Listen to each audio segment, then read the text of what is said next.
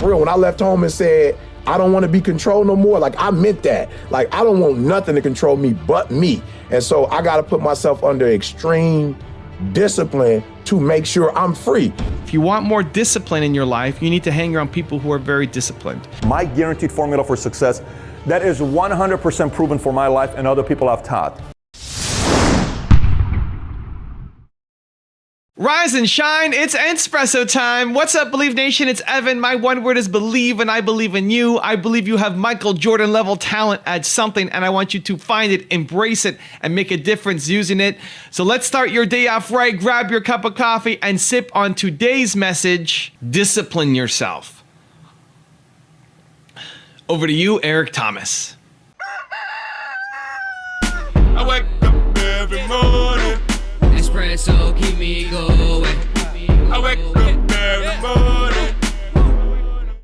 And so I was like, yo, E, you got to discipline yourself. I started looking at Mother Teresa, Gandhi, and I was like, yo, bro, Gandhi would go fast from sex, and he was married. He would fast from talking.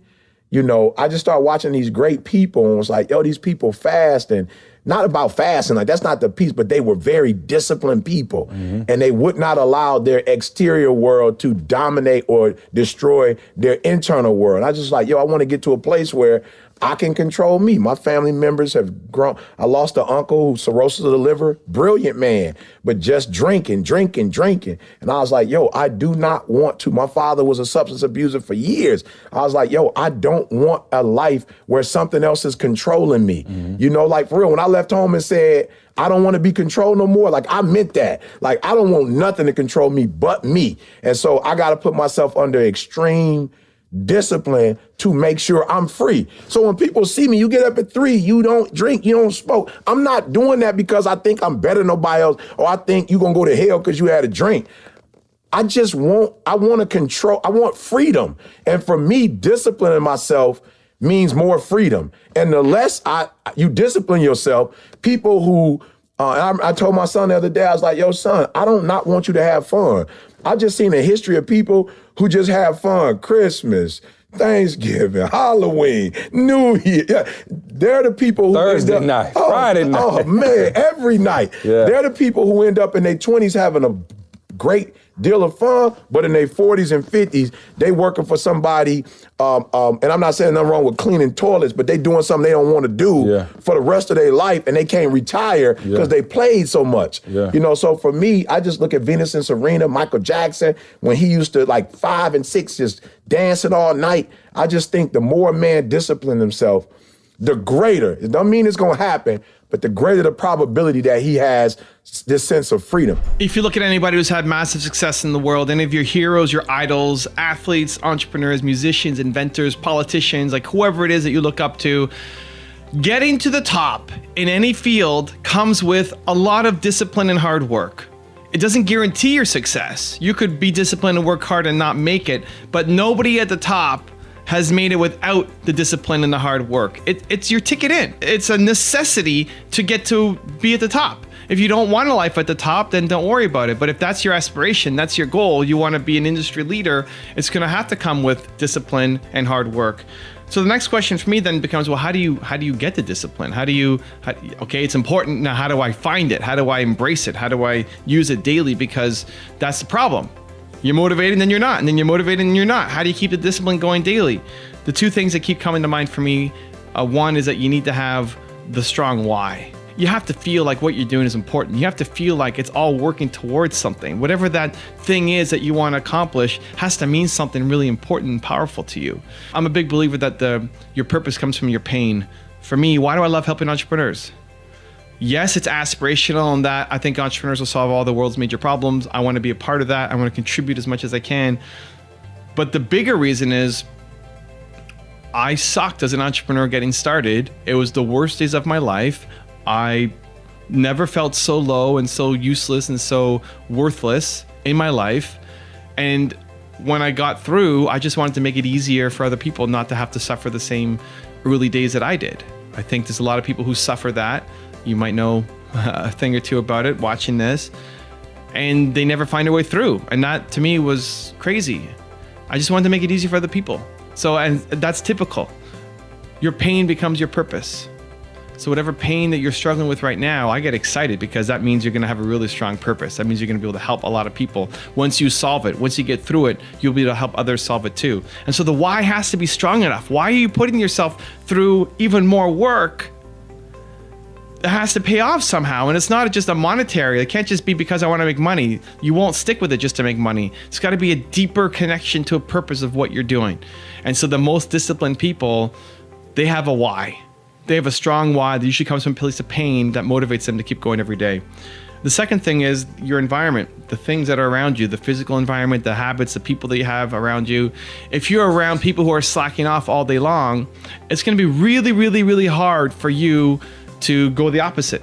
If you're around 18 slacker friends, it's hard for you to be the one person who's not a slacker. It's doable, but it's really hard. That's why people who are from a certain neighborhood, they end up being like the other people in that neighborhood. You just end up molding to be like the people around you. So given that that's what happens, you need to change your environment and circumstances to be around people who are doing more, who are thinking like you want to be thinking. If you want more discipline in your life, you need to hang around people who are very disciplined. If you were hanging around Eric Thomas all day long, you would be more disciplined. And so, listen, you can't hang around ET all day long. He has other things happening in his life. You know, he doesn't have an internship open for you to go and swap up and do. But it's never been easier to be hanging around someone like that virtually, right? Watch a video. He's got so much content. Watch a video of his every day. Follow him on Instagram or Twitter. See what he's posting. Consume it to the point where it gets you feeling disciplined, and then go do your thing. You're substituting out some of your friends who are not disciplined and keeping you where you are. And you don't have to kick them out of your life completely. You may want to, but you may not have to. You could just be limiting some exposure, and then you free up time and you spend that time with guys like Eric, with guys like Elon, with guys like Steve, with women like Oprah. Like, you're surrounding yourself with the people who are doing the thing that you want to do. And the more you are hanging around them, even virtually, which has never been easier, the more you will adapt those mindsets. The more you'll stop listening to your friends, and the more you'll go for the thing that you want to do. Now, I've got a really special bonus clip for you, but first, question of the day. I want to know, what has been the hardest thing for you to discipline yourself around? I want to know. I want you to leave in the comments below. I want to, hopefully by doing that, now you're going to release it. You got Believe Nation cheering for you to actually go out and crush it. Leave it in the comments. Thank you guys so much for watching. I believe in you. I hope you continue to believe in yourself and whatever your one word is. Much love. I'll see you again tomorrow morning for another shot of espresso, and enjoy the bonus clip. I wake up every morning. Espresso keep me going. The one thing that discipline definitely does help you with is it helps you get things done. And when you get things done, when you actually do things, you have more success. If you have more success, and sometimes a big part of success is just not being lazy and just doing it. Yeah. That's like 90% of it is just showing up. Get there and start working. Like, you're not going to feel perfect every day. If I only worked out when I felt good, I'd be a fat f***. Because there's a lot of days I don't want to do it. It's pretty much the same with everybody that actually gets good at something. That you get. There's got to be those days you push through, and they're probably going to be more numerous than the days you don't. And so the benefit of discipline, in my eyes, has always been that through discipline I get things done. Yeah. I always say that I'm like the most lazy, disciplined person I know, because I don't want to do it. Yeah. But I always do. My guaranteed formula for success that is 100% proven for my life and other people I've taught. Outwork, outimprove, outlast, and outstrategize. Again, outwork, outimprove, outlast, outstrategize. What you're looking on the screen here, on the screen, look at those four again. What you're looking on the screen here, which of those four things that you're looking at, the outwork, outimprove, outlast, outstrategize, which of those four things do you think comes last? Meaning you'll learn the latest. It's out-strategize. Why? Because that requires a lot of experience. It's like you got to go through, like a general in a war, right? You got to go through so many different wars to learn different strategies and what works and what tactics work and what doesn't work. That's something you got to be working on, right? However, the other three, outwork. If a guy works 80 hours a week and you work 40 hours a week, you can't compete with that guy. If you yourself are reading 2, 3, 4 books a month and you're developing your mind, and your competitor is not, and he only reads 1 or 2, and you study in industry articles and all this other stuff, and they're not, you're studying how to recruit CEOs, CFOs, COOs, CMOs, What is the best way to stretch this $1 million investment that I got to make this happen? Who should I talk to be part of a group for mentors and CEOs group and all these? Who should I network with? What community should I be a part of? Who's the best engineers, IT firm to hire? What are these competitors doing? What are some of the guys that are not even in my market? If you start studying those industries, somebody else isn't. It's tough to compete with you. And then outlast. Some people work 80 hours a week for a year, and that's great. But they can't work 80 hours a week for 3 years. Some work 80 hours a week for 3 years. But you work 80 hours a week for 5 years. You outlasted the guy that did 3 years or 1 year. They can't compete with you because the compounding effort favors you.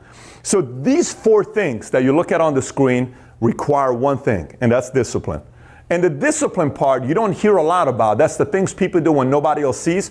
That's when you win. I do think that and it's not just in sport, but with other things, I do believe that the more you repeat certain things, whether it is writing, working on your, whether it's cursive letters or whatever it is, like when you work on something and you keep doing it over and over, it's inevitable that it will get better.